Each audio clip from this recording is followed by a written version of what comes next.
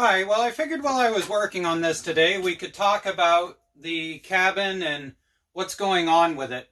So, as far as what's going on with the cabin,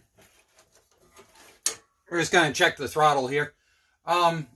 What's going on with the cabin and why it is I did the cabin was because I needed a place that was safe for me and John that did not have my name tied to it, because the nature of how I ended up in my divorce was, well, let's just say I had reasons why it is I didn't want somebody to know where I was located.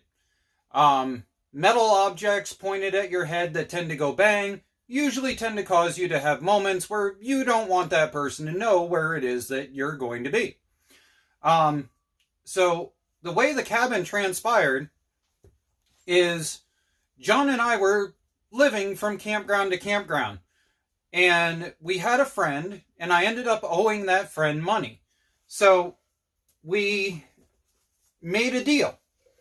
And what we made for a deal was that if John and I went out there and we did all the legwork in order to set up so that the cabin could be built, we did all the paperwork, we did all of the architecture design, the gray water system design, all of it, and we filed all of the permits and we paid everything.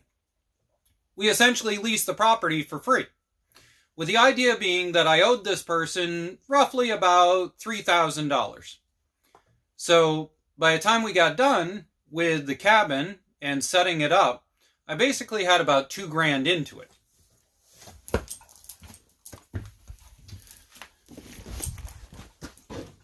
Now, the next question that's probably going to come up is, will the cabin be on the YouTube channel again? So, the person is a friend of the family. They are somebody that I'm associated with on a regular basis. And so, yes, most likely, the cabin will be back in some form. As it is right now, I actually have 2 lawn tractors that are out there and a spare motor with spare parts on it and a couple other things that I need to go get. So, in time, I'm going to need to go out there anyway, and I'll make sure to take you guys along for the trip when I go out to see what kind of condition everything is in after it survives the winter. But as far as the cabin itself is concerned, it's on a leased piece of property, and it's not mine, which I've made clear in a couple of different videos at this point, but I just wanted to make that clear yet again. Let's make sure the choke actually works. Alright, that seems to be working pretty good. We're going to get a little bit of PB Blaster on there because it's hard to move.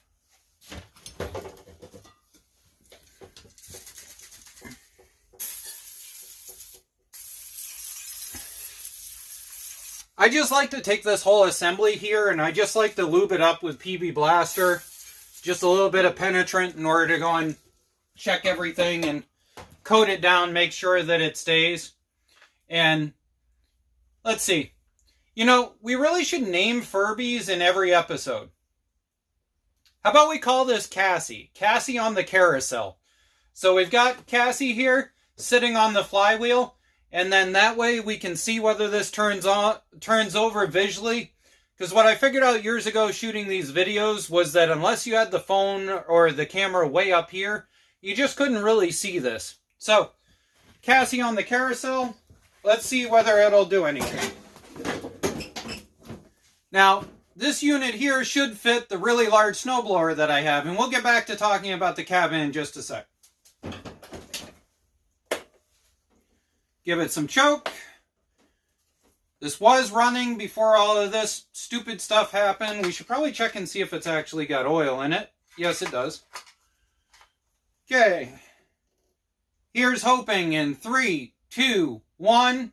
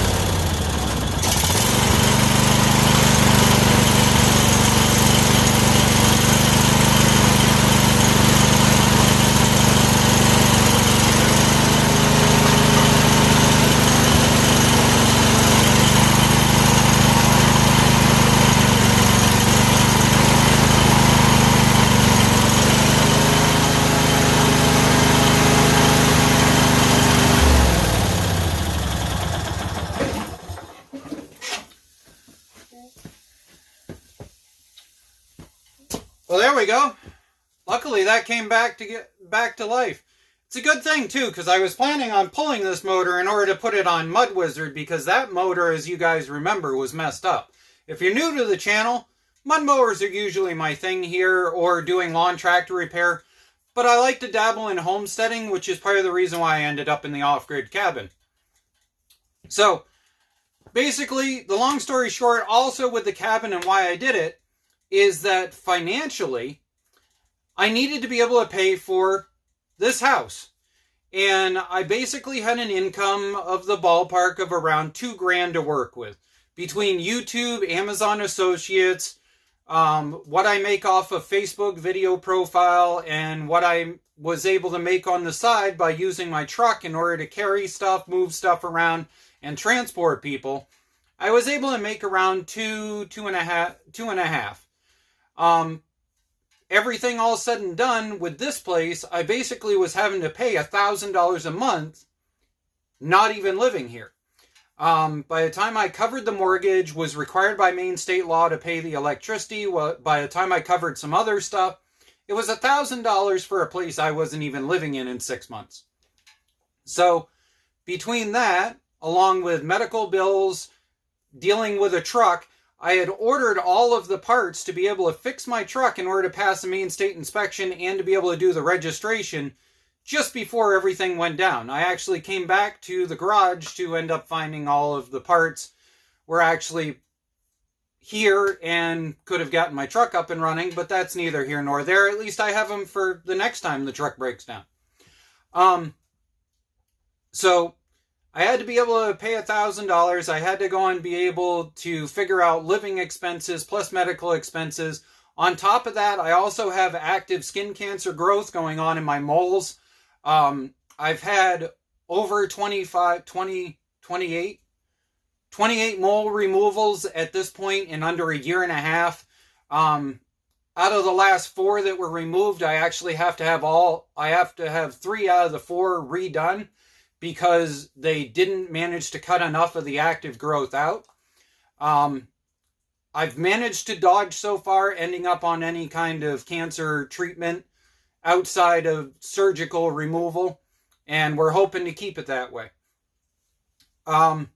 So, along with paying for medical, along with paying for this house, I also was taking care of doing all of my father's medical transportation and things like that, because he had lost his driver's license, which meant that I love my truck, but a 4.0 automatic with 410 gears in the rear, it gets about 18 miles to the gallon.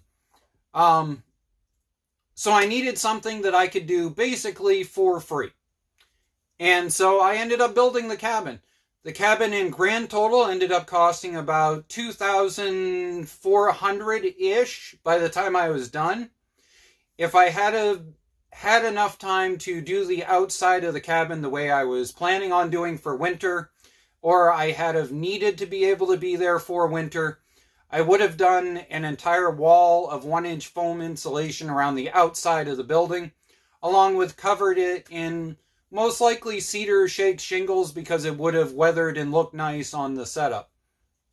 I didn't end up getting to that point. Hopefully, my friend who owns the property will continue the cabin build, and if there's a time in the future that we can do a follow-up and maybe do some video work out there, we're going to try and do such. As far as me in the future in cabins, I totally plan on trying to find like 20 acres of property. We're going to try and find like 20 acres of property, build a cabin probably about twice the size of the one that we built this summer. And I want to build an off-road area so that way I can invite other YouTubers and people like myself to come out, experiment, and drive their creations. So there we go. We got at least one machine up and running. We're going to pull in the other machine, see what kind of condition that's in order to end this video. What do you think? Is the other machine going to fire? Will Cassie on the carousel turn? Stay tuned. You can see we've made no attempt to clean this up whatsoever. I just want to see if it'll actually start in its current condition. Some high quality individual apparently decided to mangle the key. So I found one that fits. We'll see if the ignition actually still works. Who knows? The carbs were screwed up on this last I remember. So we're going to put the brake down and see if it cranks over.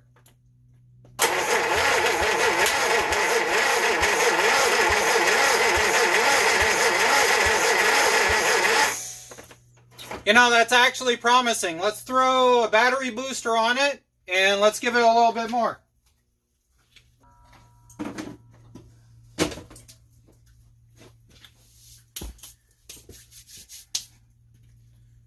Okay, let's see what happens here.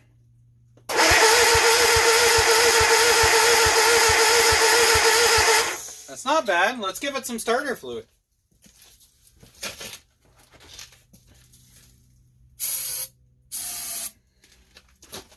Like I said, these carbs were pretty messed up when I tried earlier this summer, so. Oh, that was a debate.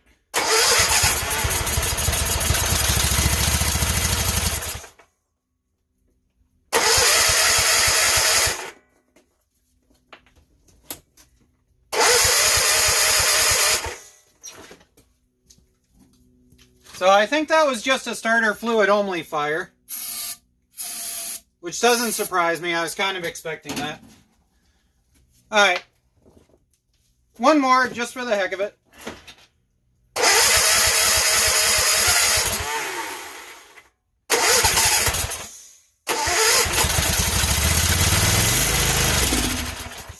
Oh, come on.